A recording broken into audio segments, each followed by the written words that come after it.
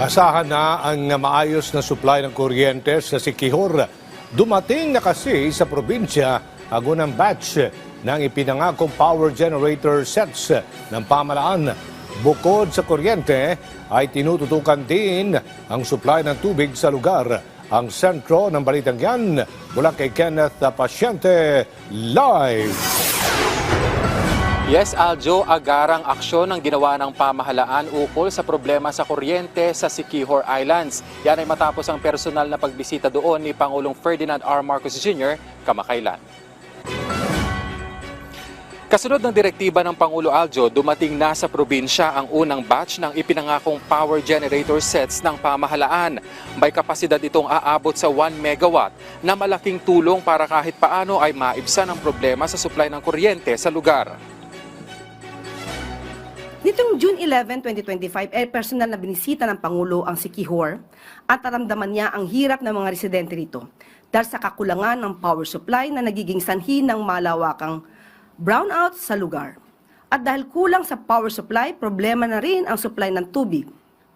Sino ba ang hindi madidismaya?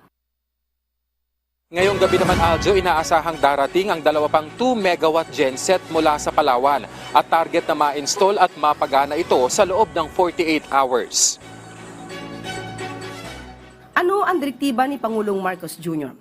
Dapat makumpleto ang installation at commissioning nito bago sumapit ang June 15 upang maabot ang buong kapasidad ng supply ng kuryente para sa mga tahanan at kabuhayan sa isla.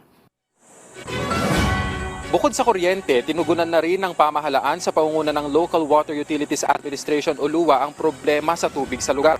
Ayon sa ahensya, nakipag-ugnayan na raw sila sa mga water district para matiyak na makapagbibigay ng tubig sa mga residente roon. They have already agreed that they will lend a water lorry and a genset.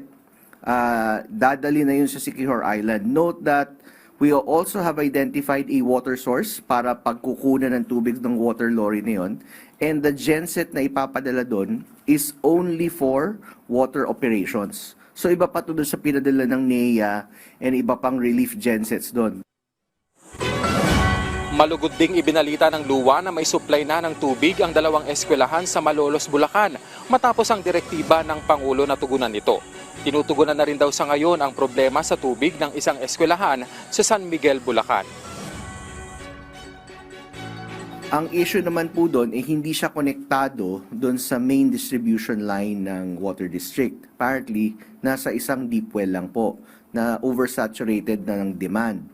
Ang nangyari po ngayon, right now, kinukumpuni at para malagay na mismo sa distribution line ng water district to ensure that there's enough pressure for water to flow effectively para naman sa tamang sanitation sa needs ng mga estudyante. Aljo, ibinahagi naman ng LUWA na ongoing yung ginagawa nilang investigasyon patungkol sa mga issue na bumabalot sa prime water at asahan ng araw ang resulta niyan sa mga susunod na araw.